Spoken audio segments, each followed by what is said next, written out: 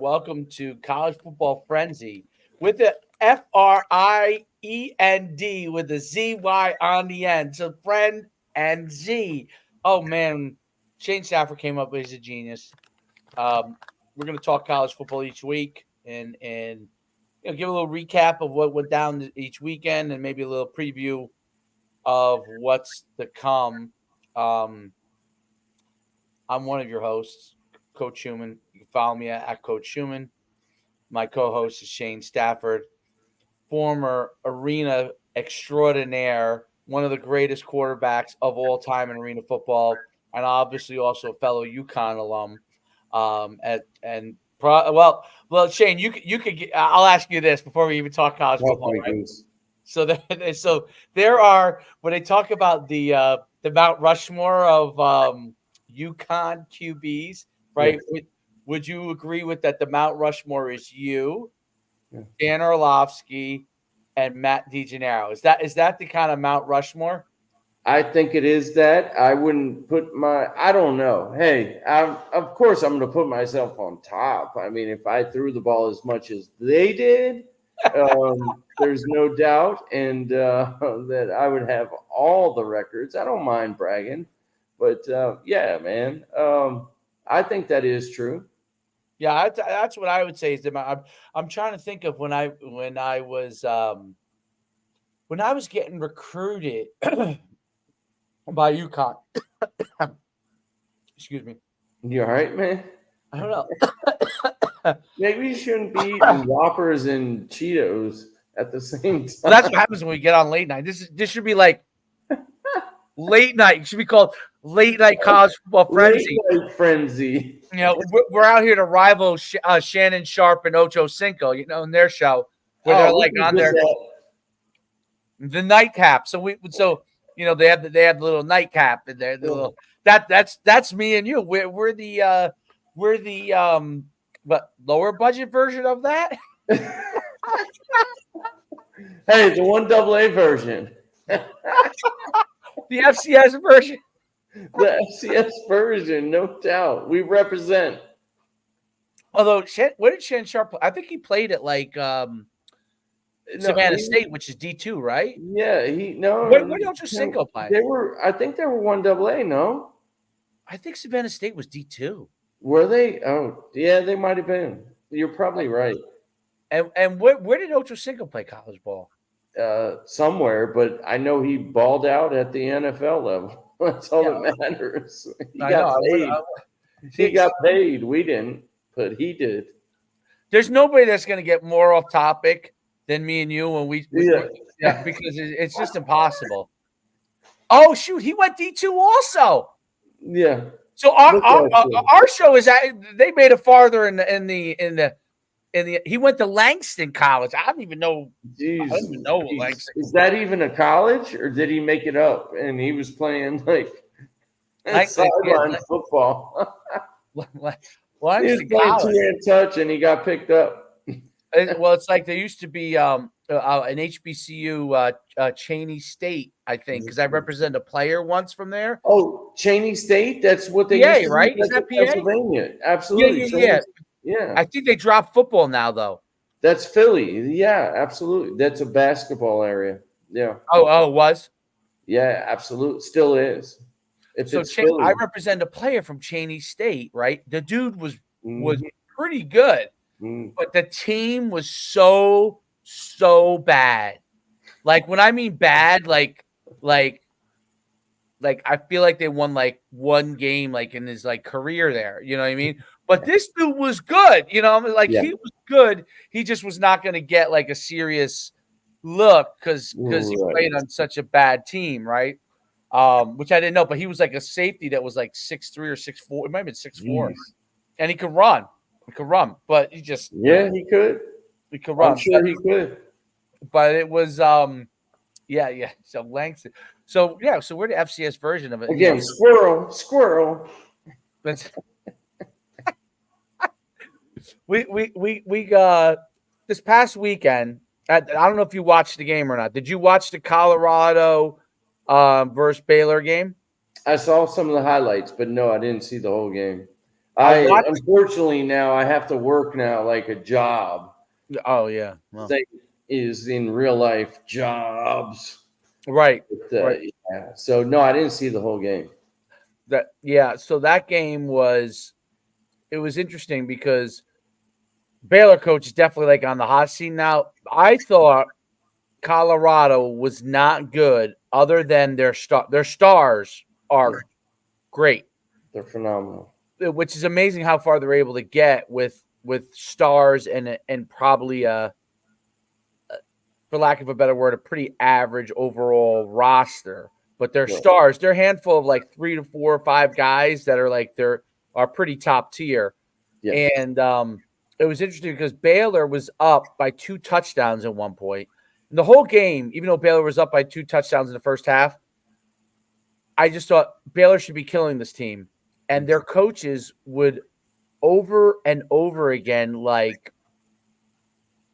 um, run the ball when they should have thrown. Like the quarterback was throwing wild on them, just throwing away from Travis Hunter because obviously Travis Hunter's great, but he was He's throwing away legit. from Travis, Yeah. and they were killing him. I mean, when I mean killing him, like fade balls, going up and getting it.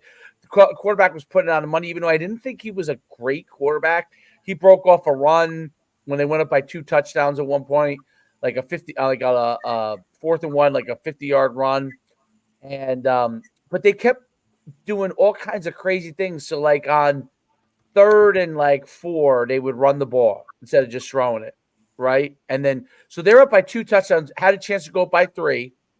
They were like around the 50 or something like that. Yeah. They get the first down. Okay, they're going in. They're going to go up by 3 touchdowns. They run the ball. They get in like a 4th and 2, and they punt it. And Wow. then Shedeur Sanders gets the ball. They drive down the field and score with like no time left in the half to make it a 1-score game. And then the second half goes back and forth. Basically, they have the game won. They're up, what was it, 31-24, I think it was. Yeah, And something like that. Yep. there's like 18 seconds left. He rushes around. He throws the ball. He throws a dart. Shedeur throws a dart to the 3-yard line, hits off the tight end's chest. He drops it, right? Mm. Now they have one play. Now the Baylor coach calls timeout this is what he told the story after, was that to basically let everybody know, like, this is what we're going to run, whatever the defense he called. And they rolled 3 guys over at Travis Hunter, left everybody else in 1-on-1. Yep. And he rushed 5 guys. Okay, instead of just rushing, could rush 2. If Shedeur took off to run, he would have to run 40 yards Yeah. to score. Well, you Yes. don't want him to let him run 40 yards. If he runs 40 yards to score, I'll hand him the Okay. game. Hey, good for you. Great job. Yeah. But you don't want him to throw it in a 1-on-1 matchup. So Yeah. he escapes. He fires the ball because they rush 5, so they only have 6 covering, and obviously they have 1, 2, 3, 4, 5 receivers run down there, right? Right. So throws the ball. It's a rope. The guy dives. He catches it, ties the game, and then I'm like, they're going to win the game because the Baylor guys are going to just screw it up. So they get the ball first. Colorado. They go down. They drive. They score. And then Baylor marches right down the field, and they hand the ball off to the running back, and the running back does not secure the football. It's first down from like the 4, okay? And who cares if you get tackled at the 1-inch yard line? Secure the football. Like, that would be the first thing I would relay to the quarterback, if you're running the ball to the running back, to relay to him. I wouldn't even have had the running back run the ball. I would have had the quarterback just run at the first place, see how many yards he can get, right? Yes. And so the running back goes in. Travis Hunter, helmet on the ball, great play. Ball pops out. They get it. They win the game. To me, it was such at the Division I highest level, Baylor, which is an average team, okay? Well, I mean, they're not average. Let's be honest. Well, I mean, no, right. It's a great football team, but yes, in the grand scheme of things, I understand what you're saying. So the coaching mistakes that were made over and over again were so mind-blowing. And with all due respect to Colorado, they did not make that many mistakes. They let their athletes play. They were Colorado was very limited outside of their stars. You could see it on the O line and D line. They're very limited. And Baylor, who gets to recruit Texas, like they had the guys to take advantage of it, even if they're a mid-level, Division I program. The coaching was shockingly bad. Abrasive, not good.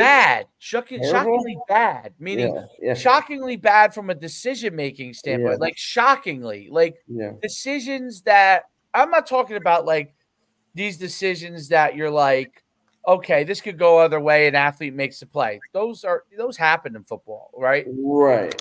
I'm talking about rushing 5 at the last play of the game.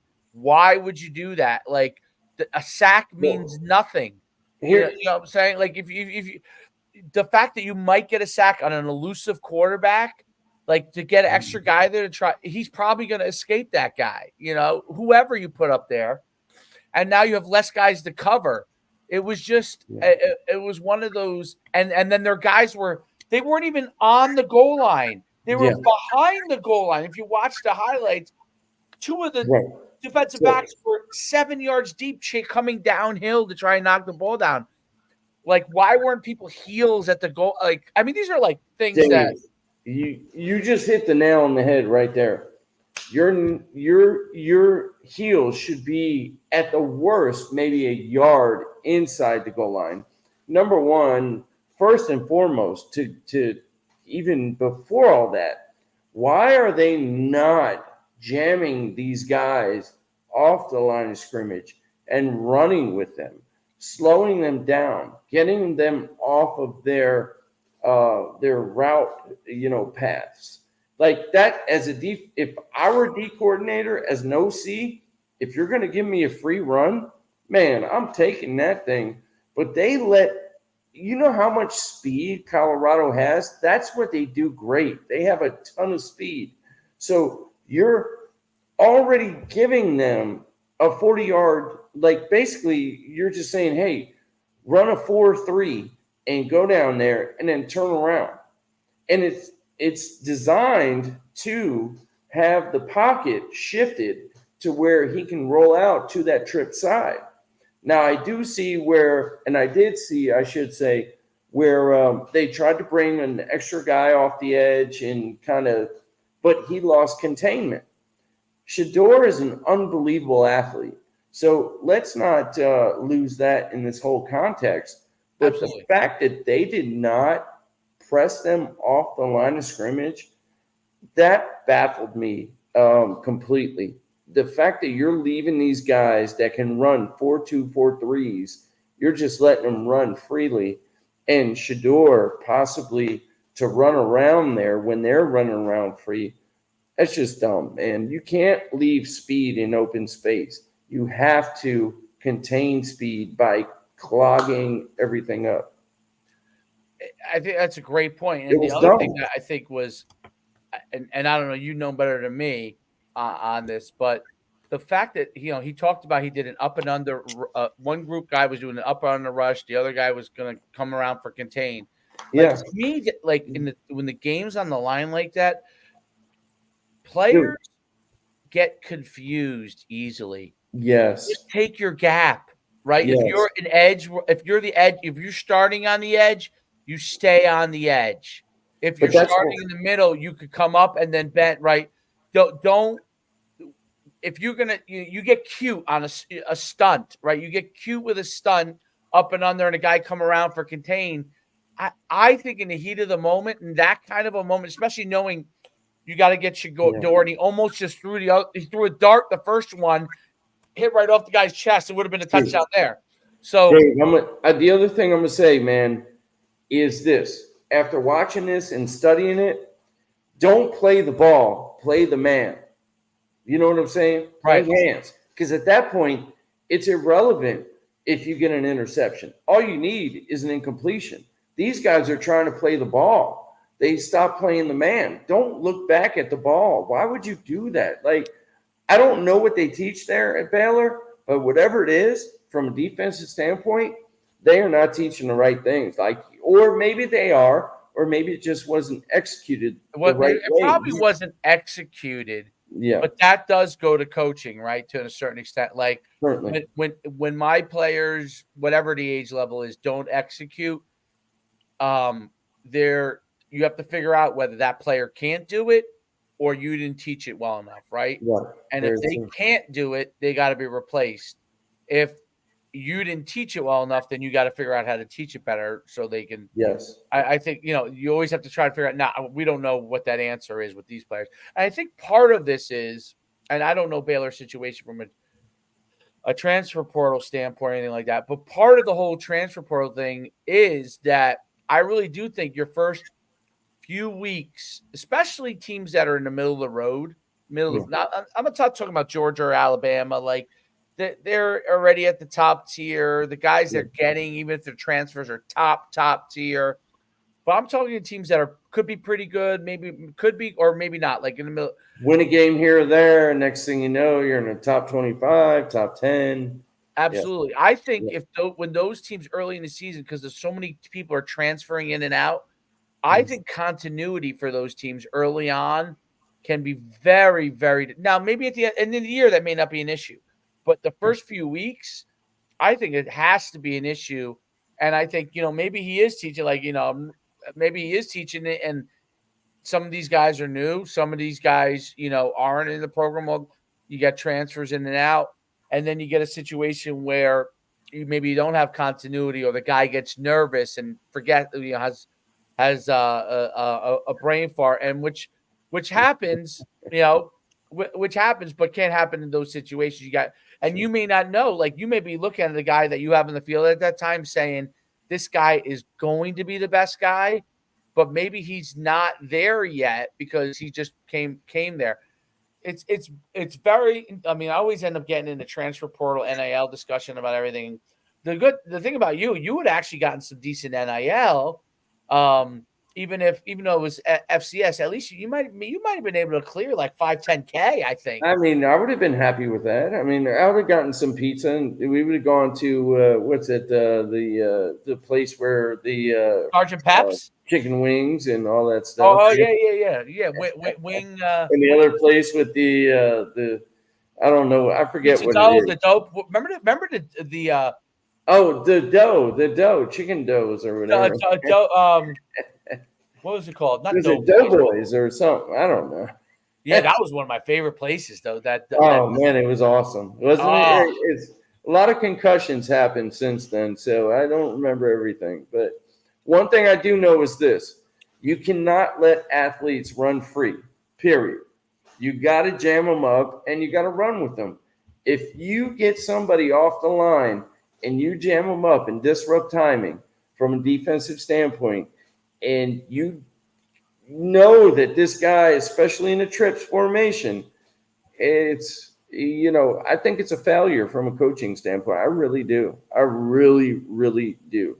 I hate prevent defense. Actually, as a well, quarterback, I think you need to have three guys that are on the goal line at the same time that you're jamming, right? That's the problem with rushing five guys. You have less guys to cover. yeah, but And the last play of the game, all you got to do is knock it down. that's it. That's it. And worst case scenario, take a PI. Take a PI. What is it? And the PI in college, does that go? Does it go to the one in college though, or does it It's go? no, it does. I think it spot foul. So It yes, in does. that case in point, I'm not 100% sure. So I don't want to Yeah, I sound know. like a It moron. used to. I think it was definitely a spot foul when we played. Yeah, I'm curious if it's still. I don't know. I feel like it may not be. I don't. But I'm yeah. not. We can I'm find definitely that not. out. I'm not 100% sure on that. Um, I'll tell you what. So that game I thought was really interesting. I think That the was other an thing that's interesting game. yeah. I think the other thing that's really interesting is that Texas might have the two best quarterbacks in the whole country on the same roster, meaning So I'm gonna hold you real quick. It's Okay. 15 yards no matter where, Oh, is it? Okay. regardless of where interference occurred on the field. 15 yards Yeah, from so you're scrimmage. right. So again, that's not a great coaching job. No. Right, That's because where you you could have teach said, these hey, if kids, hey, this guy gets just away go from tackle the tackle him. guy. Don't even Tackle him. worry about the football. Just tackle him. Tackle him. He can't. Yep. Yeah. Yeah. And then Yeah. they do it again from the 25-yard line. You're probably going to stop it. You're probably going to stop. You're 100% right. So my next question was, quarterback wise, Texas has Quinn Ewers and Arch Manning. Arch Manning's the backup. He started this week because Quinn Ewers was hurt Yes. or injured. But Texas might have the two best quarterbacks in the whole country on the same exact roster. I mean, Shador probably can make an argument that he's one of the 3 or 4 best quarterbacks in the country. But it's crazy how Sarkisian has these two guys on the same roster, and they probably both would be the one if they go to the draft. If Quinn Ewers goes to the draft, he's probably going to be number one. I'd be shocked if he wasn't. Yeah. And then He's pretty good. Yeah. and Manning, obviously he's too young, but like if he came out now, probably would be number 2. Like you would probably draft like I was shocked by the fact that he could actually run. He's even faster than you or Shane. Even faster than you. That's difficult. Whatever, dude. Your boy Hey, Skip came out there and by said, the "I'm way, gonna I don't know if you run a remember little this triple race option we with had. Shane." Little triple option. Remember back when you came to visit me in Tallahassee when I was playing Arena 2 and I actually beat you in a race? You're like, holy ish, Shane. You're actually faster than I thought you were. But I you know. were out of shape, though. Yeah, I was out of But, shape. It I was was a like 4.75 guy. Yeah, no, Arch is he is a good athlete though, and hands down, he is. I mean, it's these amazing that guys nowadays, that's how they train, man. Texas might be the best team in the country. I definitely agree with that one. I think they have a chance to do it. Then they might be number 1 right now. They are number 1 right now. Yes. But and I think 2 and 4 might be Georgia, and then Did you Ohio say State must be number 2? Ohio State number 2, and Ohio State must be 3, and then I guess Alabama must be 4. But I think first of all, Texas. I love their roster, man. I think they have their defense is really, really good. And then I'm just learning their offense now, but yeah, their defense is pretty stellar. And what they're doing offensively, yeah, I would agree with you. I think they can be number 1. Depending upon can they handle the pressure. They haven't been there for a while now. Well, last year they were in the playoff and they Yep. lost, right? But Yep. let's see. Arch Manning last week was 15 for 29, 258, 2 touchdowns, 2 INTs. It didn't really Not matter. I very mean, good. they won 51-3. So I don't know how much that. I'll tell you the other team I like is Tennessee. Yes, I do they're like 5. Tennessee. They're number 5, Yes, I and do like them a lot. their quarterback is he got a ton of NIL money. I think he's a California kid. I'm Maleva, and he's like 6'6", I think. I think he's like 6'6". Yeah, And he can run and throw. I he mean, can move. Yeah, he 6'5". He's 6'5". Um, I think Tennessee. First of all, he's a great coach. Their head coach. He was a Yep. quarterback himself. Oklahoma. Where is the quarterback at? I think he was even quarterback at know, to be Oklahoma. honest. I think he was at Oklahoma. I got to do a bit more research, but yeah, I'm not sure. But I do like University of Tennessee, man. They're one of my dark horses. Like if I were a betting man, like I wish I would have put money on them like before the season started. But I'm not a betting man. Yeah, Josh Heupel was definitely was the Oh, quarterback. Heupel, yeah, no Yeah, doubt. He was out of Oklahoma. Oklahoma. Yeah, I'm Yeah. tripping, man. I'm Because he was sorry, at man. It's UCF getting late. before, right? So Yeah, he was at UCF before. Now yeah, Gus Malzahn's there. So Josh Heupel was yep, Josh Heupel. So he must have been under Stoops. He runs a great system. yeah, He meshes that like Oklahoma system he played in with a yep. lot of the mesh concepts that because that was when he played. I want to say that Mike Leach was a coach there. Um, Yeah, yep. they didn't do a lot of the stuff they're doing now, but I think they were well. Leash was doing mesh because they had Mangino. I believe they had Mangino. You remember Mangino, who used to be Kansas, the big, huge sure, guy. sure. Leach was there at the same time. Mangino, the Stoops brothers. Hmm. Um, they were all there at the same time, dude. Is that crazy? I know, right? It's like the old tree of like the NFL tree, excuse me, with Gruden and everybody else. Like when they were all under one tree. That's what it seems like right now. Like those guys, they're all under one tree, and they're understanding how to do the RPOs and but still keep it conservative. And what I mean by conservative is downhill. They don't forget about the power game.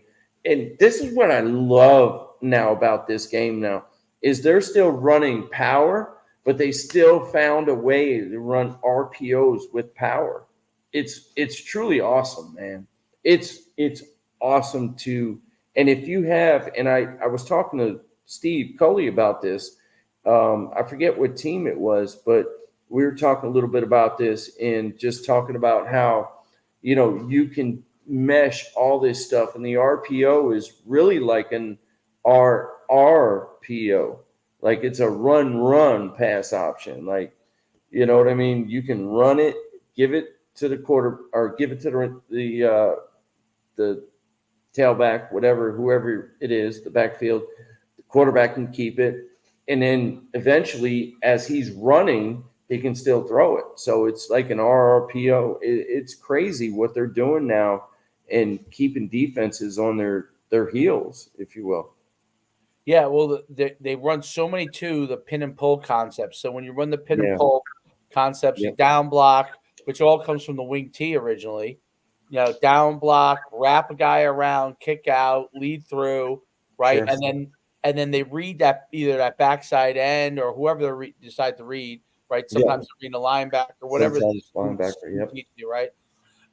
So the reading that they could actually pull and run, or if their secondary key is safety. If the safety closes on the run, they're pulling and throwing. The only thing about the RPO concepts that I do think you have to really be cognizant of, and the ones who run it well are, you got to get the ball out of your hands quick because you're going to get hit if you don't. No doubt. RPO concepts. I think that's one of the things that people don't really. RPOs can get your quarterbacks hit unnecessarily because if he's at all indecisive, okay, True. so if you pull and you don't take off and run, or if you pull and you don't get rid of it, Mhm. someone's coming free. So throwing throwing the ball off of a read key that's anything lower than a linebacker is good could result in you a guy peeing right in your face. Yeah. So that's And and I'm gonna say this real quick, Dave. When I was coaching at Fort Scott, a guy by the name of Gunnar Twiner, he was the guy that taught me some of this stuff, and we had so many different ways of blocking it. You didn't know who we were reading, and sometimes we would hurry up, and we would even read the corner at yeah. times. You know what I'm saying? So there were things that if but you need the personnel in your offensive system that can understand it. You need not just the quarterback that knows it. You need the wide receivers. Let the O linemen do what they do. Let them be big and just get in the way, kind of a deal. But your wide receiver and your quarterback have to be on the same page, as well as the running back, because they can't. Your running back, he can't be too aggressive and grab the ball and you're trying to pull it out and do something else. So there's so many ways that this RPO is done nowadays.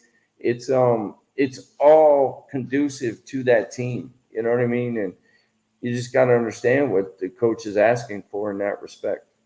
I wonder why more teams don't run. And maybe you can explain this.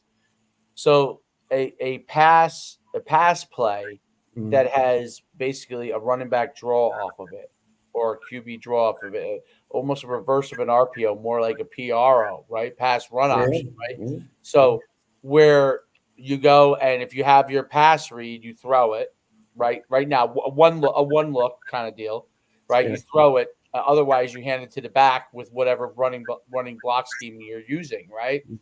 which um which is kind of the way to flip it. I'm sure there's some people that are doing things like that, yeah, but I think it gives you it gives you option of the pass first versus the run first yeah.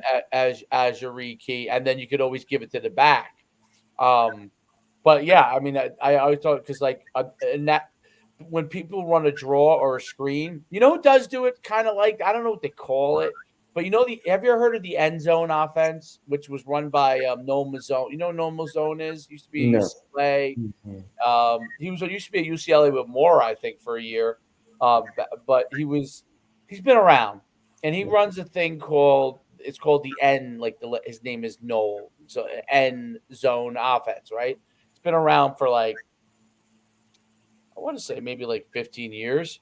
It's very big in high school. It's had some great initial success in some Yeah. places in college, and then everybody runs some concepts from it, but they don't all run the whole package now. It used to be people like in high school they'll run the whole package, but in college they might run this play or that play from the.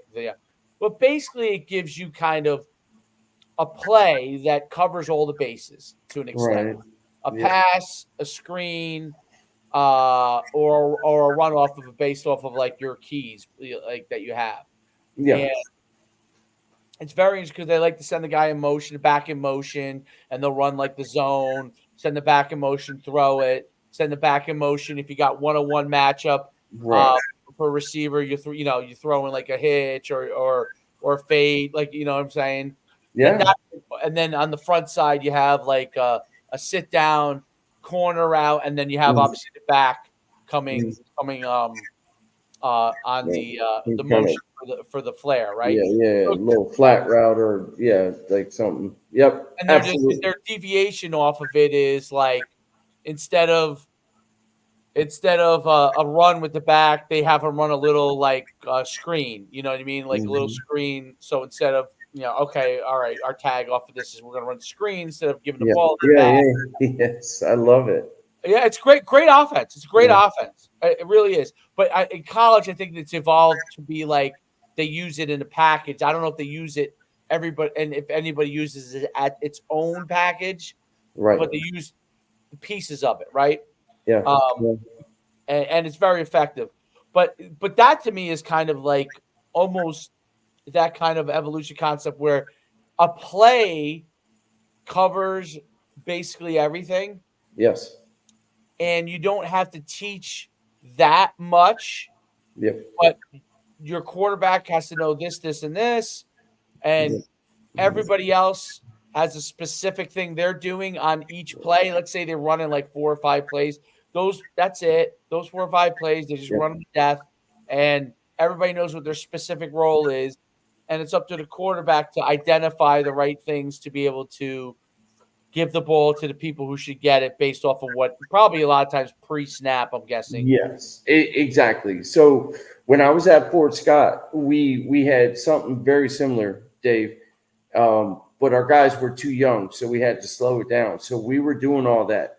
Our whole thing was we wanted to run 100 and some plays a game. That was our goal. I hated it because they didn't get it. So me being an OC, I'm trying to signal this stuff in, you know what I mean? And they're just like, huh, what?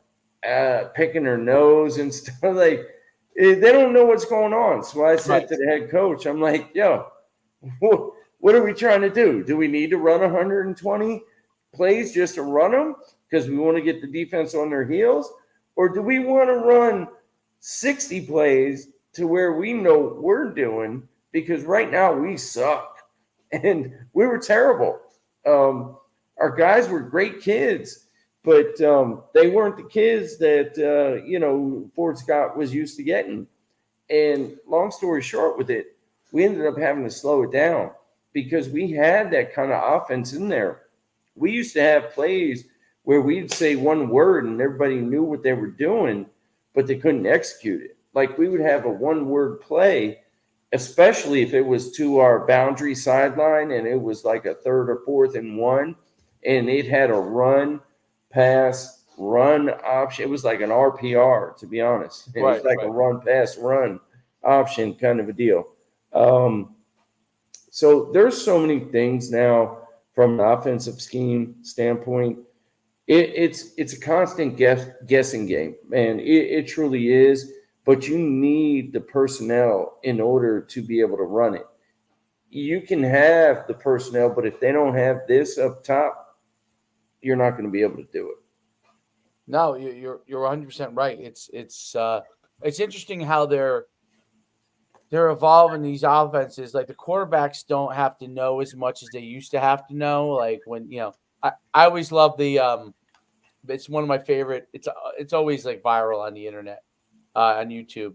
It's when you probably were in camp with the Buccaneers at this time when Chris Sims. So John Gruden is giving Chris Oh, Sims play call, and it's the like play call, 18 and lines long. Yeah, yeah, and it's like it was like yeah. It's I south. don't It's know, like south right, shuffle you left. to It's tight like right yeah, wing, yeah, yeah, um, yeah, F left, yeah, yeah. 972, No, 372 because 972 is 372, not yeah. even in that. So 372 is a protection. I do remember that play. I was actually looking for myself in the background because I was standing next to Brad Johnson. I Oh, was in that camp, and F left you like to like explode to whatever or something, and he's like, "Damn it, Chris! I'll never forget." Like Chris didn't even know he was mic'd up. I'll never forget that quarterback meeting. To be honest with you, like Chris didn't know he was mic'd up to where Gruden could hear him, and he kept freaking stumbling, bumbling, and right. fumbling the whole thing. Dude, it was amazing in that quarterback meeting that night. He was he fuming? Who, Chris? Well, what was Gruden fuming or Chris Oh, fuming? hell, he's like, Chris, this is when I first learned the word dolt, and this is why I use it now. He goes, Chris, do you know what a dolt is? Chris is like, no. He goes, yeah, I bet you don't because you are one. He goes, look it up. And I was like, I stayed in the meeting just to hear it because I'm like, I want to learn everything that John has to say. Right, He right. goes, it means you're dumbass, Chris. How can you not relay this? I just said it to you 5 times. And he replayed it back. And Chris, you could see Chris getting red. Chris is a blonde haired guy, and blondies, they get red real quick. And next thing you know, he's like, man, coach, I couldn't get it was like 2 sentences long. And I'm gonna tell you what I had to do, Dave, during that camp. I would stay up till 1, 2 in the morning just writing those things down in a notepad, bro. I'd have a notepad and I would just write them down to memorize them, just to Well, that, memorize well, certain that play plays. was I figured because I watched it and I was like, okay, so it's a shift to a set, right? Yes. It's a shift to a set. Well, Then you he had a start in a set and then you shift to a set. Yes. yes, and then he tagged where the F guy was supposed to Yes. be. He had a Yes. motion with it, and then Yes. he had the protection, and then the two routes for the X and the Y, right? Yes. And but my guess is that Chris probably never had play calls compartmentized in Yes. that manner, meaning like each facet, like if you Yes. once you when you coach, like see this is the thing that coaches don't always realize when they're relating it to players, right? Right. They think about it in their head. It's like, okay, I'm telling him to shift to what set, like follow the sequence, Chris. The shift to the set, then I'm tagging the one guy who's away from the set because he doesn't apply to the normal alignment, Yeah. which is the F. And then I have the motion of the guy who's going in motion, the Mm. pass protection, and then the two tags, which is the X and the Y, right? So that's how Yeah. I think, because I coach and you've coached, so you can think about that. But with coaches, he doesn't care because he's a pro coach. He could care less, Yeah. right? But the bottom line is, what coaches sometimes don't realize is that players do. A quarterback doesn't always compartmentize it in that way, like a player. Yeah. The You're right. receivers are just listen for X and my route. That's the Yeah. only thing Yeah. they want to know. What's Yeah. where am I located? Like, what's the set? Yeah. And what is my route? That's all Yeah. they want to hear. Yeah. Like, bro, I'm gonna next time we do this, man, I'm gonna find my playbook and I'm gonna read you some of these plays if I can find it. It may still be down in Tampa, but if I have any of them up here in Delaware, bro, it's truly amazing. Like, it's 2-3 sentences, and you have to. I'll never forget when I had the opportunity to go play in a preseason game. And John was like, Shane, here's your chance. Go ahead, go get it. I was like, fire truck. Like, I haven't taken one practice rep. I was like, I hope he just gives me like $9.99. Like, that's the simplest thing ever. Like, let's just go and I'll check it down if it's not there. No, this some gun, man, I'm bumping into running. Man, I get it in my headphones. He's like, oh, let's go. You right, F left, shift to blah, blah, bunch right, blah, blah, blah, blah. I'm like, that's what it sounded like after about 3 or 4 seconds. I was like, hey, fellas. And the old linemen were looking at me. I was like, look, this is what I told them. I told the old lineman, I said, look, I'm gonna F this play up. I know I am. He's saying it right now. So you guys need to help me out. Because I never called a play in a game or Right. even in a practice setting. So I go up there and I'm like, bam, bam, bam. He's like, the one center said, no, Shane, you mean this? I was like, yeah, exactly what he said. Next thing you know, I'm like hoping to God I do the right thing, right? And yeah, it's, dude, certain offenses. That's why I love some of the way that it is now, Simpler. because it shortens the thinking down and it allows you to focus on the defense. Because not only do you have to call the play set, you have to know once we do shift, and then if we can it, you know what I'm saying? Every time everybody does this, everybody knows this now. But what we did in Tampa, like, this means alert, everybody knows because of Tom Brady. But what we used to do in Tampa is we used to empty the can. So we used to can it, and we used to put them to our side and go can, meaning we're going to the next play. So long story short with it is, it's not only do you have to worry about calling like 2 sentences, 3 sentences, especially if it calls 2 plays in one formate, like one huddle call. You now have to, okay, what are they normally doing in the defensive perspective if we give them like double wides, or if we give them 1 tight end, 3 wides, or if we give them 11 personnel, 12 personnel, whatever personnel, and how they line up to it, and then worry about, is the 1-5 to the tight end side, or is the 1-5 to the open side? So that would dictate the defense. That is one thing I did love about John. Man, he taught me all about like how blitzes would rotate to the 1-5 versus the 3-5, or versus the whatever set, versus whatever teams, and how they would rotate coverages. So you have to call the play, then worry about what the defense is going to give you. And then if you can it, oh shit, like, wait, I gotta have that. And this all has to happen within like 20 seconds. You know what I'm saying? People don't realize this stuff. and they think like you're just going down and 11 guys are just hitting other 11 guys and you just run a play. And it's crazy, dude. And I'm glad that they've kind of cleaned it up and just allowed the thinking to be to the coaches. Puts a lot of pressure on coaches, but these players need to respond. No, there's no doubt. It's interesting how I always find that sequence to be so comical in the sense that like it people don't realize like guys who played just high school, for example, Yeah, they don't realize what the next level is. Even Division 3, right? They don't yeah, realize like the Division 3 level is so much above what they're doing in high school. yeah. They don't realize that.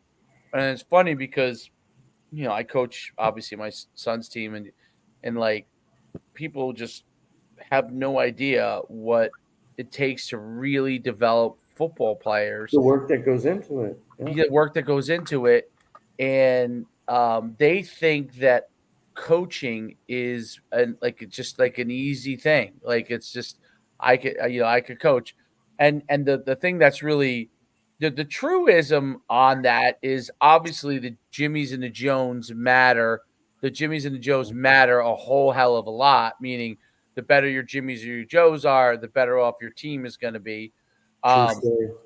but the overall aspect of making sure everyone gets incrementally better every single day, that's the part that's hardest for people who aren't experienced in coaching, is understanding the incremental development in each and Mhm. every day. And like literally even with younger kids, you Yeah. know, you got to continue to teach what you want them to get accomplished. And if you don't teach it to them, then most likely they won't do it.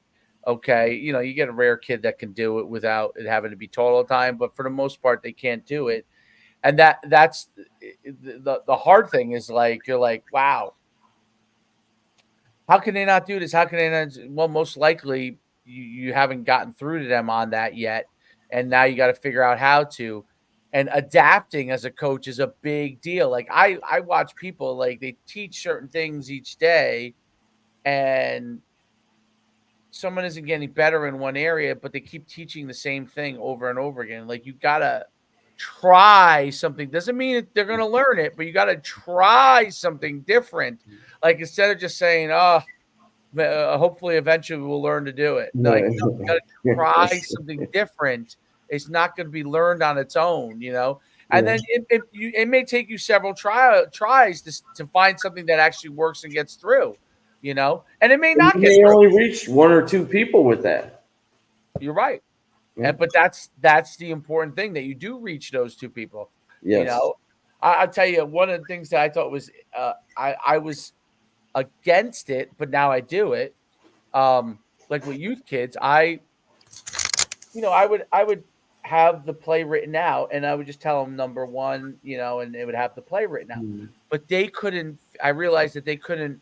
The quarterbacks could, but outside of the quarterbacks, it was hard for the kids to figure out when they read it what exactly they did. Even though you repped it, when it got into a game Mm. and you weren't on the Yeah. field with them, Mm. when pressure's on, that's tough. Yeah. So what I went to is I literally draw the play out on their wrist each play. It limits how many plays you run, but you know what I figured out how to do with color schemes and stuff? How to get 2 or 3 plays in one play, just like the colleges do. You know how in RPOs Beautiful. you block the same, everyone's blocking the same thing, but Right. this play does this and this, right? Mhm. Yeah. So it allowed them to run two. So instead of let's say you only fit 12, with the 3 windows, 12 plays. Instead of just having 12, which is really 6 because you're going to the right and to the left. Right. Now Right. you have 12 or 18 because you could put 2 or 3 plays in one from the kind of the model of what is your counter off of it, right? So if you run power, then your counter off of Yes. that is your Yes. QB running, Yes. right? He Yes. pulls, and then you have a pass off that, right? Yes. And now you Yes. got 3 plays in one. Same blocking for everybody, Yep. and then but you're running 3 plays. So now you have 3 plays. And what I realized, because just learning from the kids was like, that's a great way to go. And then I thought, I bet you could do that in high school. Yeah. When I never would have thought to do it, because Yeah. like my playbook would be like, I probably only run like probably 10 to 15 plays in a game, but your playbook's like 40, 45 Yeah. plays. Yeah. You know Yeah. what I'm saying? It's like You're this really thick. only running Yeah. 10 to 15 in a game, and I'm Right. probably tagging. I end up tagging most of the things. I don't even really, Absolutely. I don't even go to those plays, once in a while, like if I need some sort of Yeah, some home run, or home you run see or a something, matchup right? or something. Yes, Exactly. absolutely. But Yeah. it's these somewhat plays. So I thought, like, wow, I bet you that would work in high school, because you can actually draw, like, let's say a team plays a 4-4. Yeah. Okay, and they have certain alignments primarily, right? Yeah. You draw the blocking as if the 4-4, and then you teach them blitz pickup, okay, and movement pickup. So you teach them, okay, this is your job if they play a base, Yeah. okay. Yeah. But if the base moves and a guy lines up here, or he starts to move there, here's your call, and now you take this. So it teaches the linemen, they don't have to think, they know what they're doing, Right. and then all they have to do is be able to adjust. You can look up, they automatically know, because they look in the wrist. All right, I got this guy. Now let's see if there's anything that changes. Okay, this guy's blitzing, I don't know, the A gap, and I Yeah. got to make a call for this. But I know who my initial guy is. Now I'm taking this guy, and I make my call. And you could do that with, I've been doing it with, once I went to this with my 9-year-olds, we're averaging a ton of points per game scoring, because crazy, like 20 something points. So it was my fault the first couple of games. Yeah. I was doing kind of the method that I've kind of always done, Yeah. and it wasn't working. Yeah. It wasn't working well enough. You know what I'm saying? Like, Right. Sure. I could only run. What basically happened was I was really limited, because they only remembered a couple of the plays, So I was like, oh my God, I could only run like 3 plays the whole game, because they only Right. remembered this Right. play, this play, and this play. So instead of having to remember it, now they have it graphically. They look at it. They don't have Oh. to know it. Yeah. They don't have to know the name of the play. They go by the color scheme and stuff. Yeah. So I call the color scheme, and they know what the play is. Yep. And I got the idea because one of the line coaches said to me, in 7-on-7, where you just put the 7-on-7 plays on the wrist, why don't we do that for football? I said, I don't know. I was resistant, because I'm like, I don't know if I could draw the blocking scheme. But Right. then I went on the computer to do it, and I did it. Like, after we were struggling, I'm like, I just got to go in there and figure out how to do it so everybody could see it and I can draw it. And I figured it out. It took time, because at first it's like, Absolutely, it does. because you print it out, it's too small. You're like, fuck, it's too small. They can't read this. You know what I'm saying? Like, you print it out and you're like, oh shit, no one's gonna know where to go. Then I revise it. And I'm like, okay, Right. oh, it's a little bigger, but not big Yeah. enough. And then you know what I mean? Yeah, absolutely. So you get it to the point, and then they could read it. And what was amazing is they felt way more comfortable, because now Yes. they're like, and the only other time I had seen this done, not the same exact way, but I played in the state. Remember, I had taken that team that was terrible, and then we went to the state championship. We like built it up. This is like you were down in Tampa, Way but back when, yes, terrible, I and I do built it up. We went recall. to Yes, I remember you telling me about it. No doubt. Yes. the team we played in the state championship ran 6 plays the whole game. Jesus, And how he frustrating is that if you're the opposing coach and you know what they're doing? You knew everyone. You knew the play. So he ran 6 plays, and he ran it at breakneck speed. Yes. When I mean breakneck, the play would be run no matter how many yards they got or didn't get. By the time the guy was about to put the ball down, the whole team was lined up for the next play. Mhm. And as a defensive, like your defense, in the Sure. first quarter and second quarter, they were okay. Yes. Third and fourth quarter, they were like, Gas like a sumbitch. Yes. Fast. See, you can do that at that level if Yes. you have kids. I'm telling you, from my experience, what the offense needs to know what they're doing, bro. If they don't know what they're doing, I don't care what six plays as fast as you run them. That's the whole that was the whole philosophy of what we wanted to do at Fort Scott. And I said, Coach, man, these guys don't get it. Like we can't even line up that fast. These guys are running around like with their heads cut off. Like the defense is getting set up before we can get set up. Why are we running fast and trying to run 120 plays, a game when we can't even get set up and the defense is already set up? I feel what you're saying, and it is great if you can do that. That's the old school Oregon type Oh game yeah, yeah, plan. yeah. You know what I'm saying? Like that's that whole. Fuck, That's probably sorry. where he got it from, I don't know if I actually. can curse like that on this, but um, point is, you need guys to know what the hell is going on, man. And if they don't know what's going on, your offense, you might as well start punting on second down. You're Seriously. right. That was the old Chip Kelly offense where Yes. he was run Run. outside zone read, Yep. inside zone read, Yeah. power And, read. Like the Mariota would do same and side, go, and same side read, no doubt. And same side power, same and then side, passes off all it. these kind of things, bro. And once it got to the from 40 to 40, if the ball was on Oregon's sideline, oh man, you better defensively, you better be able to get lined up right now because they are going so fast, bro. Like super fast, lightning speed. They'll get a playoff in like 7 seconds. Like that was the whole thing. Like this is what our concept was when I was there. We wanted to get a playoff every 10 to 12 seconds, easily. That was like the most amount of time, I should say, that we wanted to get a playoff. I'm like, Coach, this isn't working. Number one, we didn't have the athletes at the quarterback position. Right. Number two, we had adults, Chris Sims, at the every other position. So I hope Chris Sims, sends me or sends us Well, he an does great. email He's or something. he's the analyst for the Yeah, NFL now, making all that exactly. money, so he's fine. He'll Yeah, be yeah. fine. So Yeah, hopefully he hears this and he yells at me. But he's making a boatload of money.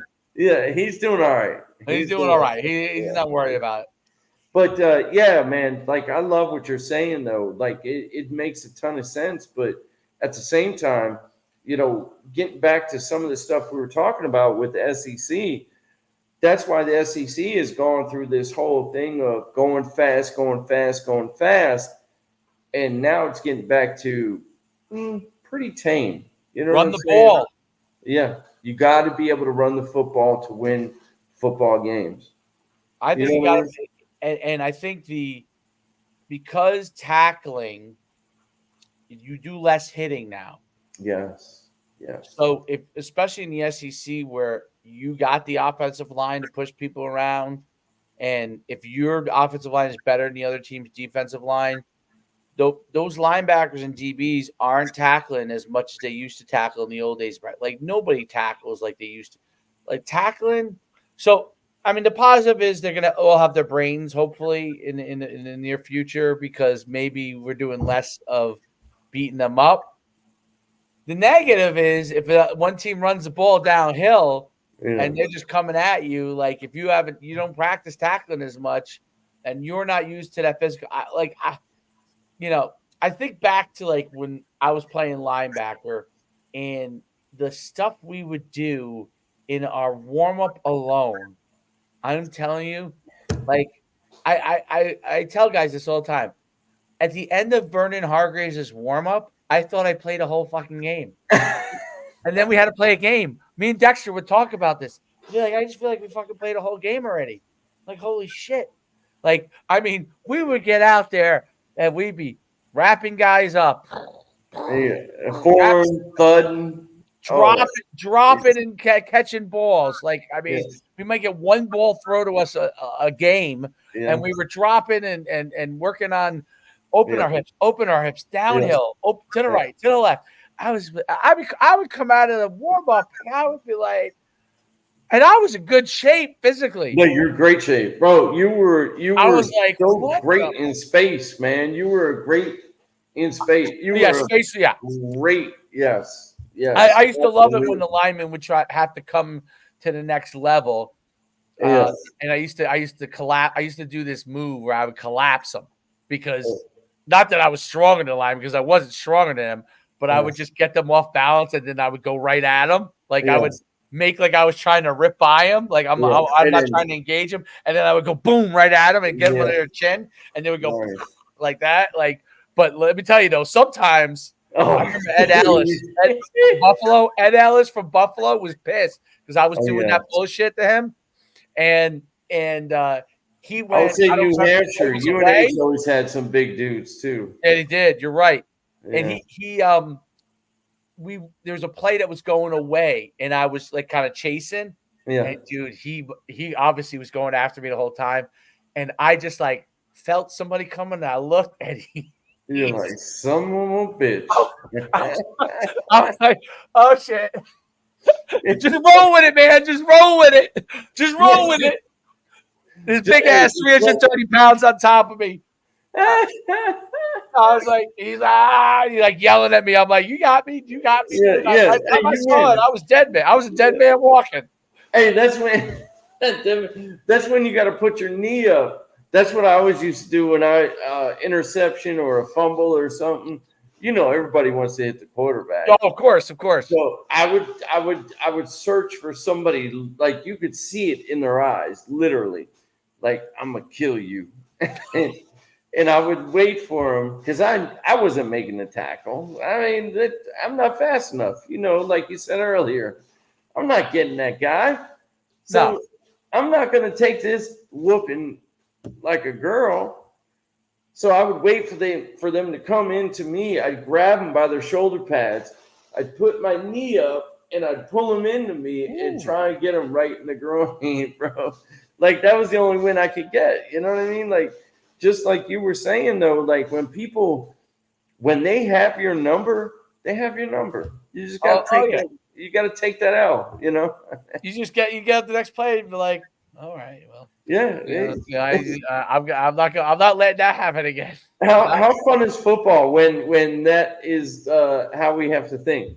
You know what? Next play, I'm going to go ahead and I'm going to do that again, and hopefully that won't happen. That's what football's about, man. Oh, I know that's what makes football the greatest sport. I mean, I get I understand all the negatives of it because Yeah.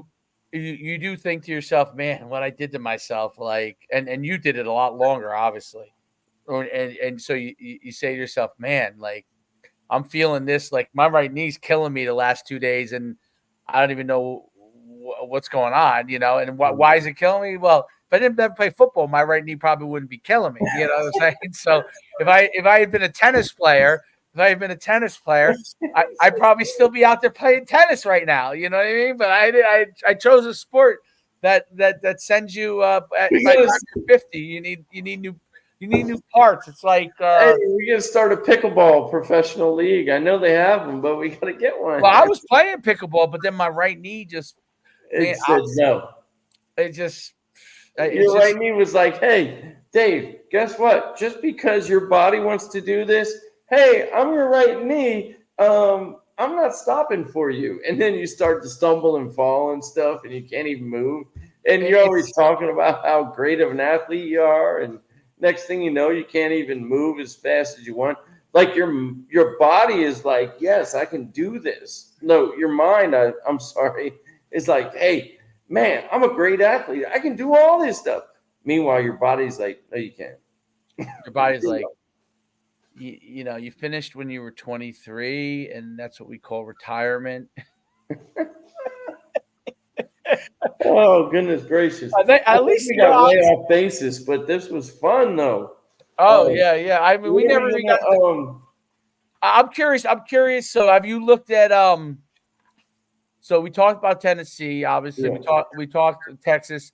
Uh, um, are you familiar with Ole Miss and what Lane Kiffin's doing there? Jeez, it's amazing. Not as familiar as I'd like to be, but man, what he's doing there is pretty special. Um, He's got a great quarterback yeah, who does the both. NIL is treating a lot of people very well, especially Ole Miss has a lot of old money, and That's right. And that Ole should be a Miss, T-shirt. you know what's interesting how what he's been able to do, and I wonder like if he'll continue. I think he'll continue to stay there. I would, Yeah, but Ole Miss, like you're right, they got a lot of old money. That's where so it's funny because we talk about like UConn how they're trying to raise money for NIL to get, but Ole Miss like that those old Southern programs, especially Ole Miss, mm, like if they really want to, that money has stayed. Yes, yes, it stayed from generation to generation, or whatever business owners that have been really successful from. It's one of the things that alumni networks in sports connecting with the general population is really important, meaning your general alumni population. sure. So, like making those connections because like my guess is like Ole Miss has multiple guys that have done really, really well, dozens and dozens of them that have their own funds that are contributing to a lot of the players they're getting. Like literally keeping their quarterback there, paying him close to $1 million, Um, and that's just the beginning. Yeah, I know. Well, listen, the quarterback from Arch Manning, Arch Manning and Quinn Ewers. Quinn Ewers gets, I think, $1 million a year. Arch Manning, I think, got $2 million to go to Texas, from what I How, heard. how soon until the players are making more money than the head coaches? And then when does it become a problem? Like it's I think it's becoming a probably problem. a, it's probably a pro. Like I don't mean to take us off See, topic yeah, I don't again. know. I agree. Like, I think that there is certain places where it can become a problem because, like, if your head coach is Kirby Smart at Georgia, like he's so good and so learned Yes. under Yeah. Saban. He understands probably how to manage it better, He's but got a name. it has to be very difficult to manage. And like guys like Lane Kiffin are probably Lane Kiffin, from my understanding, his attitude is like take it or leave it. Like this is what we're gonna do for you. Some other guys are like that, but I think that for the most part, like guys like Lane Kiffin know how to make sure the guys that need to get more money get the money. Like he seems to have that kind of a personality where, but Yeah. I think it's gonna be an issue in the sense that where where does it go? It Agreed. only can escalate. Just like coaches' salaries, by the way, they only have escalated, Yeah. right? And everybody's gonna chase the bag. Like the coaches now, all the coaches do is chase the bag. Like there's no very Because few yeah, I was going to very say few you guys don't that aren't even have to chasing be the bag. successful for many years. Just get that one contract, like you said, chase the bag. Get that one contract. You're good to go. Your life is set. Your life is set. They they showed what the Jets head coach what his house is a $4.8 million house. The Jets head coach. I mean, he makes like 8 million a year, I think, or 10. Yeah, But the fact that a head football coach has a house that's worth $5 million, and it that that's ha- mind blowing. That used to be hasn't even perplexing. made the playoffs. That's to me unbelievable. Well, I mean, they that work just shows obviously you, though, Dave. That shows you, though, much how money much money this industry has makes. gotten. Sports in general, and not just football, but sports. Like how much sporting has attracted so much money, and European football for that matter too. I mean, this can go so deep with this conversation as far as money is concerned. Like, I, that's not even, I, to I be think if you honest with look at soccer, to you. Yeah, like you played in Europe, when you played football in Europe, you probably were exposed to a lot of stuff that soccer had, right? Because that's soccer's why I not truly appreciated it. I love soccer. that soccer.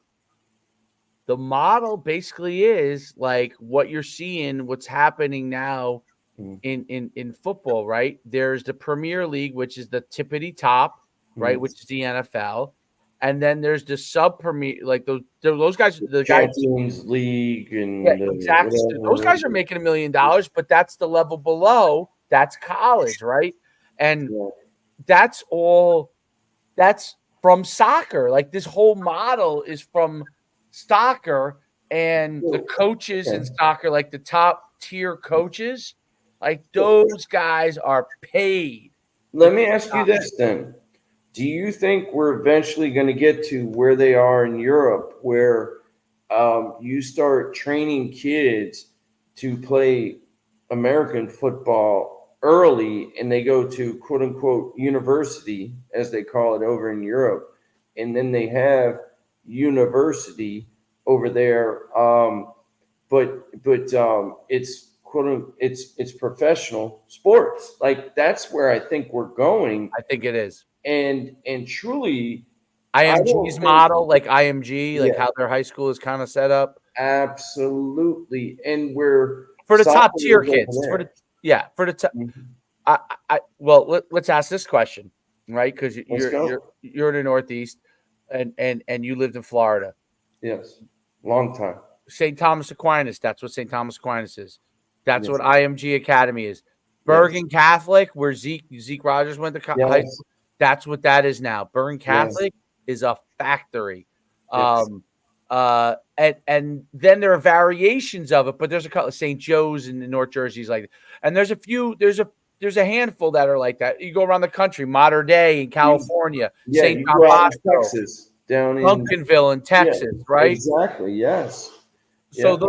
those places are all, and you could go around the country, and you probably Bishop Gorman in All Nevada, over. right? Yeah, Minnesota. I know the schools that we held combines at, in Minnesota in different schools. Absolutely, I'm with you. So the it's leveraging a scholastic place Mhm. to do like like almost like a minor league, Yes, and yes, yes. that's really what it is. And now youth, because I'm in it with Troy, like there's town leagues, which we're still kind of in, but then there's basically all-star teams, right? Right. And clubs, right? Like our 7-on-7 club, Yeah, and sure, sure. they become tackle Basketball. I mean, that's basketball, prime AAU, example. Yep. right? And there's various levels of that, and if you're unhappy, there's no need to be mad. Like I always tell people, you're unhappy, there's no need to be mad. There's always another place you can Go go. somewhere else. There's a million places Bye. to go. Yeah. And people, I'm sure people view that with me, with my own kid. Like if I'm not happy, right? Like Yeah, there, there's now when we were young, there really wasn't right. that many options, right? So if it didn't work out in your town, you really were kind of like in a Yeah, problem. you're in a pickle. You were in a pickle, right? So you really had to you had to make sure that you were the best in your town, right? But Absolutely. now that's not really the case, and I think Mm. that soccer model, there's a lot of problems with it, but basically it weeds it. People don't realize that it's weeding all the people out by tiers. It's weeding you Mhm. out by tiers. If you're playing, Agreed. if you're playing at Bergen Catholic and you're a great player at Bergen Catholic, the worst that's happening is you're going some level of college, and then a lot of the good players are going to be Division 1 athletes. But the worst that happens is there's not one kid on that team, I don't care who it is, who does not think he's a Division 1 player. Not one. Right. Now your local high school, that's different. So you might have one or two kids that could be potentially a scholarship player if it's a good program, or a college player. but the rest of them are not even college players. Even if the team's good, they're not college players, right? Certainly. Yep. So Yep. you've already created that system at the high school level, similar to soccer. Just like at soccer, you have, if you go over to Europe, you have Oh, yeah, you got all kinds of. Manchester United's Mhm. club that goes all the way down, all the way to the youth. And if you're on Manchester United from the time you're 8 years old and you keep doing well, you're going to keep getting worked all the way up through the system. Yep. And you're either going to get signed by Manchester United or one of their competitors, right? Right. Right. And then if you aren't good enough, then you end up going to like a Champions League club team, Right. and you're in that system, a second tier system, right? Or Right. and that's what high school is now. Like Yes. you That. play for one of these top programs, Yes. Yes. that's the top tier. You have a chance to be a top tier guy. If Yes. you're at a lower program, you can go to a top tier program, but Yeah. it's a harder road. Yes. Like Yeah. Yeah. Yeah. Yeah. no one from my Dude. high school, every Yes. kid from my town now that's really good, really, really good, like they identify like at youth level, he's going to parochial. There's no such thing as like a guy like me, or when I coached there in the early 2000s where we had Steve Maneri who played at Temple and played 5 years in the Little NFL. Steve Veneri. Remember him? No, I'm just kidding. I'm just kidding. I Played love 5 years in him. the NFL and Steve Yes. Maharnas. I'm just You don't messing. have those guys Yeah. anymore at our high school because those kids now just immediately go to, if they're that good, from our hometown, Sure. which the running back from St. Joe's Montville is from my hometown. He's a superstar. He's got a bunch of offers. He wasn't going to our high school. Right. Right. No Yeah. chance. Exactly. No So. chance of it. So I guess what I'm asking is, where do we take this next? Because it's going to go to another level, but what level does it get to? Is everything going to be like an IMG or a private school if you're that good of an athlete? And if you are we going to have different tiers of it? And with that being said, how do these kids get educations? You understand what I'm saying? Like, is high school non-existent pretty soon when it comes to athletics? Like that, I guess that's what I'm asking. Like, it sounds like that's where we're going, to be honest.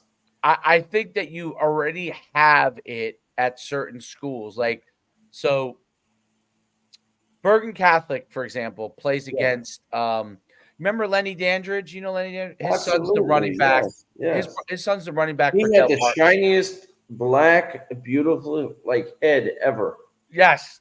Great bald and head. his straps were amazing. Jacked. He's slim. He slimmed down a lot. But yeah, jacked out of his mind.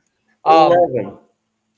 I always tell the story of when like one of my first weeks of school, because Lenny lived in my dorm, and I always tell him, and this is not something I haven't said to him myself.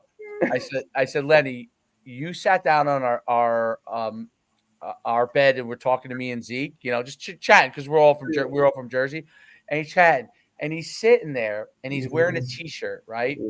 And he was popping out of his t-shirt. And I said to him, I said, listen, when you were sitting there and I was like, I'm a big guy, but like this guy, I'm like, do I belong?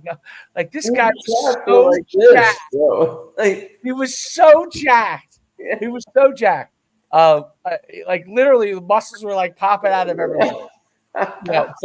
But his son plays for Del Barton, which is a great. They went to the state championship last year, but it's a super high academic school, right? okay. So, Yeah. but they're one of those schools that gets the best athletes that are also very into school.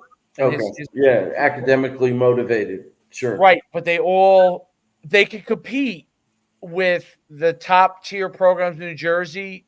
They may not they haven't won a championship, but they're always in the mix. You know what I'm saying? Right, They're right. good enough to be in the mix. So But it's they're extremely competitive academically. Like, you have places like Bergen Catholic, which are now factories, right? They're known for being good at academics, but I don't know if the athletes are. But Del Barton is known for being really good at academics, and their athletes are also top tier students. it's a very expensive school, and they are able to compete with those schools. So it's interesting. So that one team is at a whole different level, but the other team is close enough, and it's like they're almost like they're not second tier. They're really in the first tier of New Jersey, Gotcha. but they're not.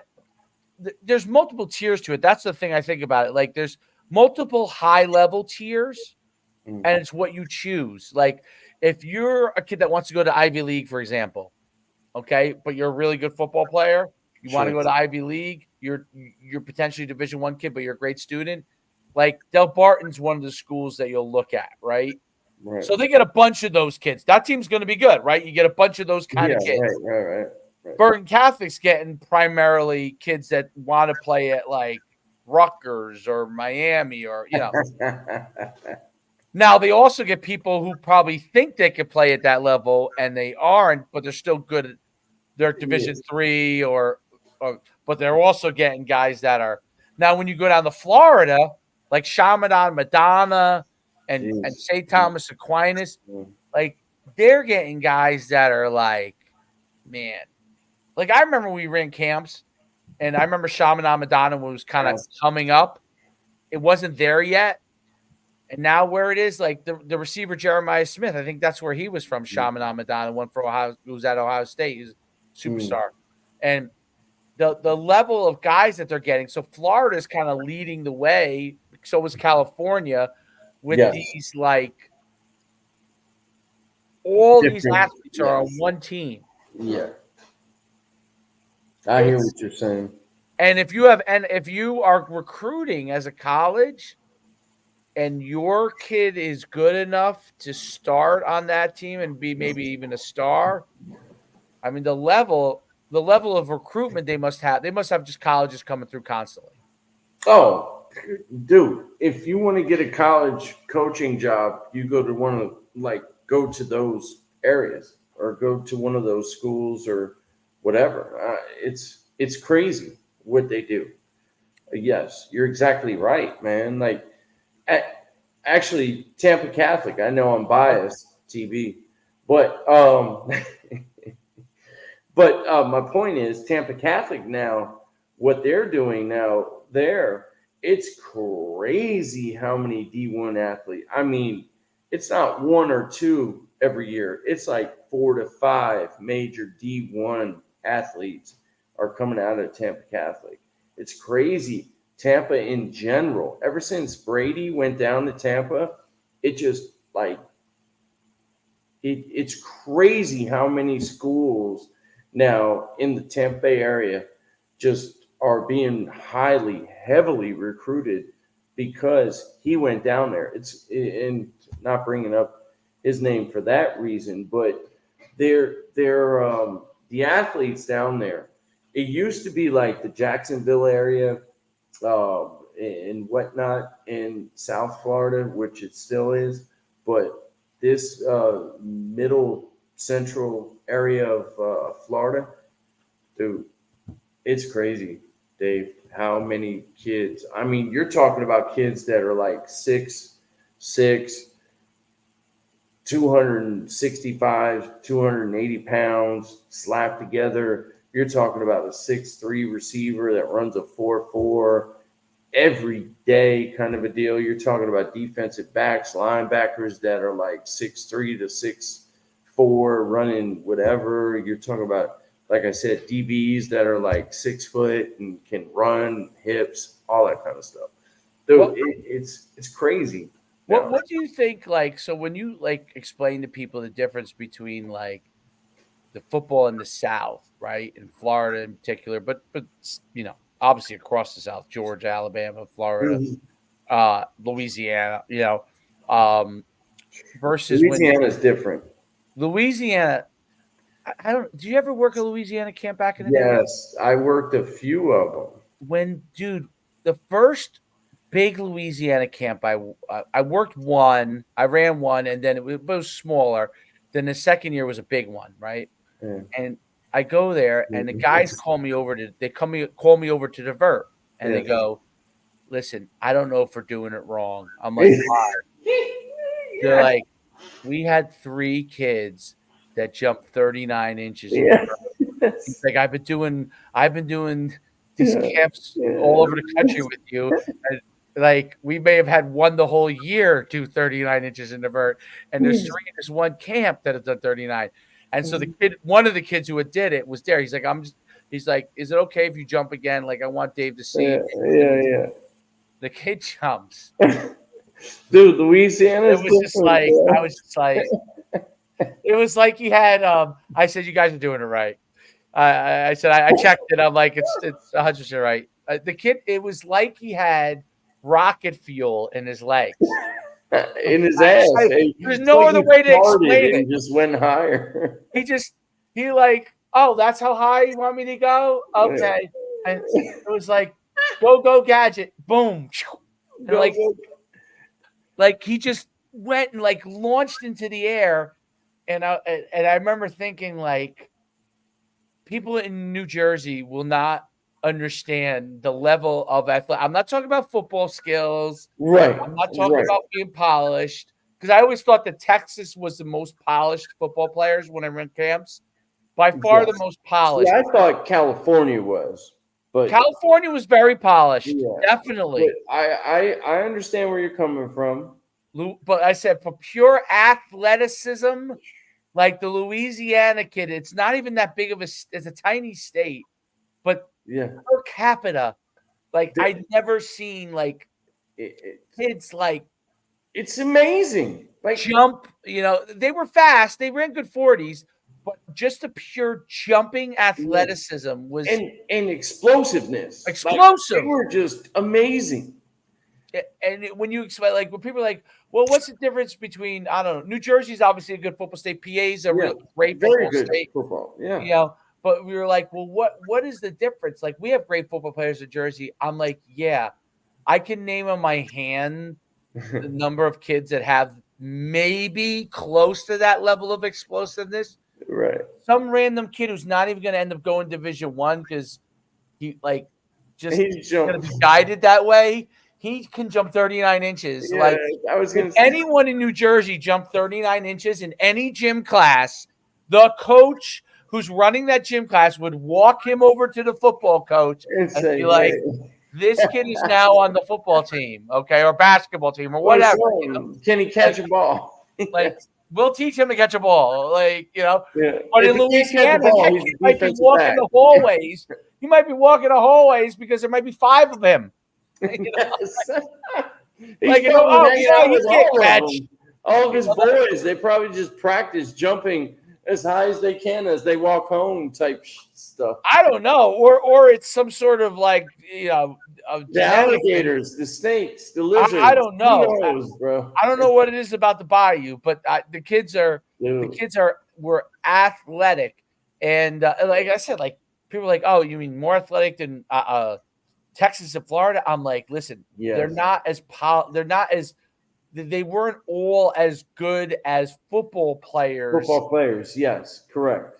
But because the kids in Texas, like from the time they're 3 years old, like are throwing a football and like catching a ball, and dad has them down there in the basement, like you're gonna be Friday Night Lights. They're worse than me, you know what I mean? They're like, throw me the ball, like the kid's laying there on his back and just came out of the mother's womb and he's throwing a football.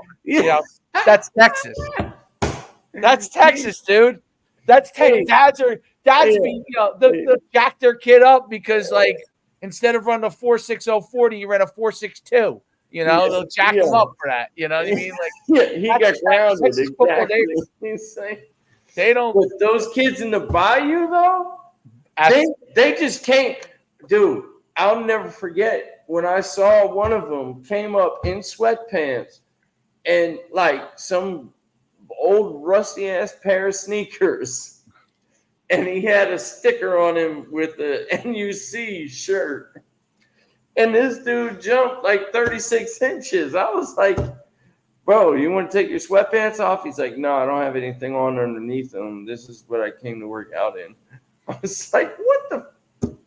Dude, did you warm up? No, I just came here. I came in late. You know how they always, in the bayou, they're always late in the South. But it's I remember when he was a And running this back. dude jumped so high. Dude, this his brother, this guy's brother, he actually died a few years ago. I was real sad to see it because Jeez. his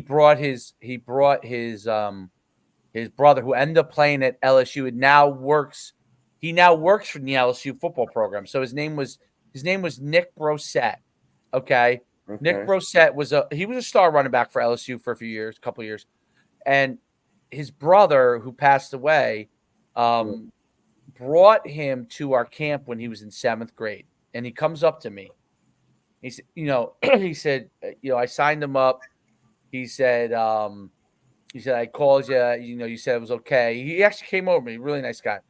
Okay, he's like, this is my brother Nick. He's he's already playing like I think he was in 7th grade. He was already playing high school. I don't know how they do that bad down there, but he was playing like high school. Maybe he was playing junior high. I don't know. And If they can swim he across the bayou, they get an extra year. he was 5. He was 5'10" in 7th grade, 200. And he didn't run a phenomenal 40 because he was still young, like he Yeah. really didn't. But like Yeah. he went and worked out. We gave him an award. He won an award. He ended up coming to for a few years, won a bunch of awards. Ended up going to LSU, being was actually a running Mhm. back at Mhm. LSU. Okay, Yeah. I mean, that right there is no, enough. right. I mean, geez. He was a great kid, but he his at the end of one thing was interesting at the end of camp. His brother comes over to me. He goes, "I know he won an award. We think he's pretty good." He's like, "Do you think he's good?" I said, his brother. I said, "Good." I said, "He's unbelievable." I'm like, just keep guiding him, keep helping him, keep him in the right direction, and Yes. I guarantee the rest will take care of itself. Yes. Like he was unbelievable. He was Yeah. 7th grade and he was better than the 16-year-olds. Yes. Yeah. So Yeah. yeah, Exactly. but that was like Louisiana. You would. I remember when Leonard Fournette, who only came to Leonard Fournette, did not come to the camp. His coach from St. Augustine only brought him to the. Remember, we used to do the 40-yard dash. We used to teach the 40-yard dash Yes. before. Yes. The prep. We used to do the day before prep. Yep. Right. So he brought all of his like skill players, like 25 of them or 30 of them. They all Wow. signed up for the prep. Not all of them did the camp, but they all came to the prep. They just And want to Leonard learn. Fournette, he's like, I want you to meet Leonard. We think this kid's like gonna be special. Let me tell you something. He was put together. I mean, he was like in 8th grade or 7th. I don't remember if he was 8th or 7th grade, but he wasn't yet in high. Or maybe he was 8th grade, going to be in high school. Yeah. And I mean, he was put together. I'm like, yeah, I think I would agree with you. I think he's going to be special. I don't even. He doesn't have to go to any camps. He doesn't have to go to. Yeah. Obviously Leonard Fournette was a star, right? But Right.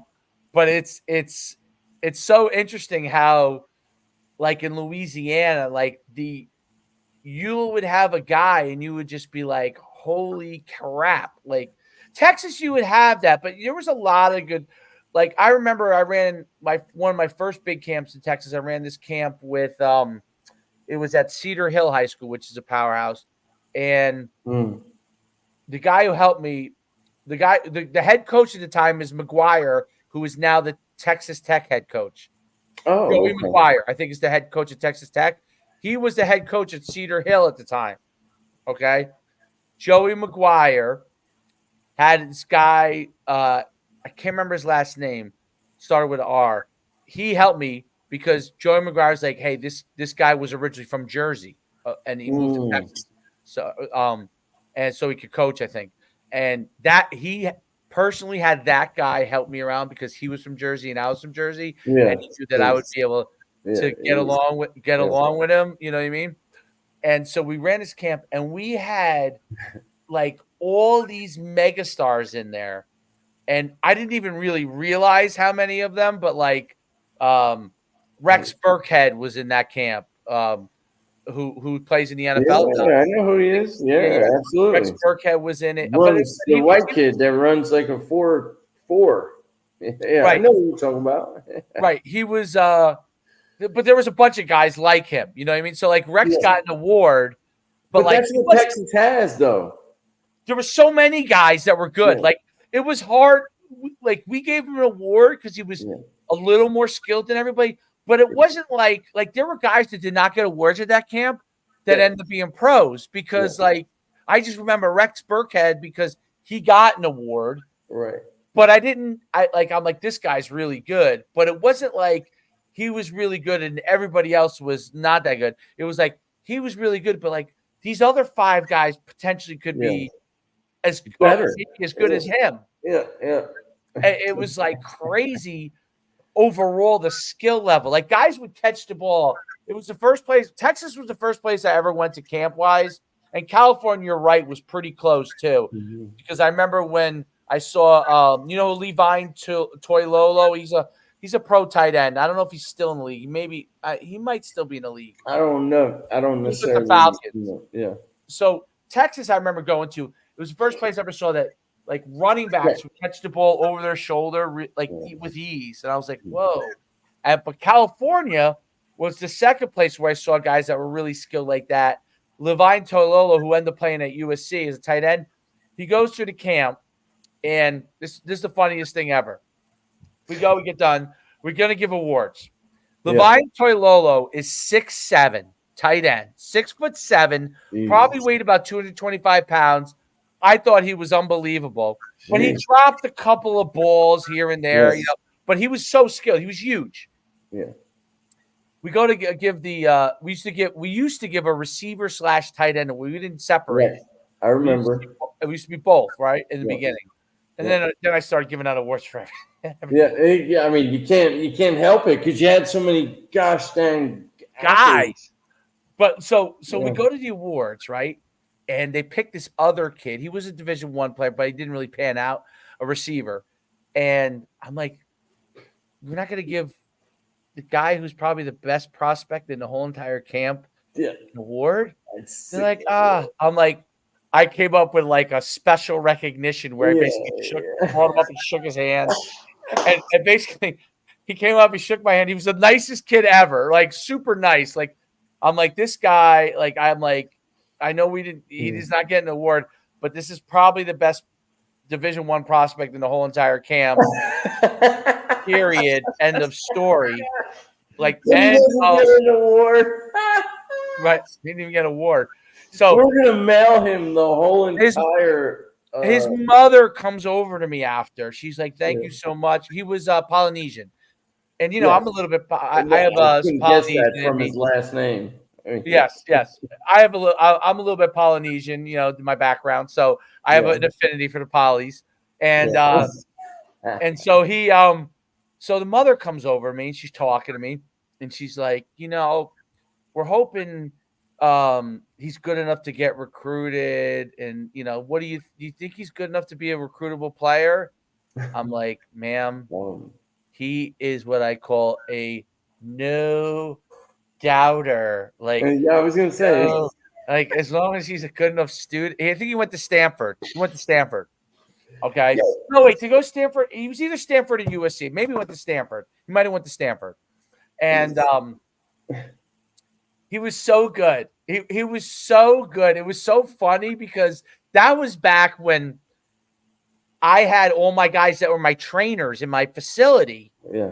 Like, like Viddy, who was a soccer player. Okay. The one guy who was a basketball player. Brad, remember Brad? Yes, absolutely. Brad, who was they were basically following my system. You know what I mean? It wasn't that they weren't, and they were learning at the time. Eventually, they all did it all. Could do it themselves. Right. But they were still learning and everything. So it was funny when I was like, nobody was gonna. We walked around. I'm like, they give me all the awards. 6'7", 240. I'm like, what's the name of that kid? Like, we're not. He dropped a couple of balls. I'm like, who cares? Who cares? Well, he'll catch the ball. You can't coach 6'7". You cannot coach that. Let me let me ask you this: what did he run in his 40? A 4.5? He's good. Let him go. Like, Or the other great one was when they went to Hawaii and Marcus Mariota was at the camp. oh my gosh, And he that said would have they been called me. awesome. They called me up and they go, "Listen, we have a kid that I think in Hawaii, believe it or not, that I think is a no doubter. We got to get out there." And it was Marcus Mariota. He ran a four, I think like a 4.4, like high 4.4s. He was a quarterback, Right, and like. But I think the funny thing was, I don't know if they gave him the overall MVP. That was like they gave him all these awards, but I don't know if they gave him the overall. Like, so it's funny how like sometimes guys will go out in their head, like they didn't want to give him too many awards. right. Like gave him Hey, like 4 awards, and yes, and but they're like, yeah, we had this kid. It was Marcus Mariota. Like we think he might be a Division 1 player, and I was like, he might, might be Division 1. might. One of the greatest. Like, yeah, dude. There's so many stories like that. Like, remember the first Hey, camp that you worked where you brought your guys? We were at what was the school? St. Leo. St. Leo. yeah, What probably was that was. college? St. Leo, Probably right? St. Leo College, north of Tampa. Yeah. And But we had all those kids in that camp, and I remember you came there and you're like, oh, is this gonna be any good? Like because you're running the camp, and all of a sudden, like these dudes are on, yeah, and you're like, what the heck? they start just bawling. And you're I'll like, never forget.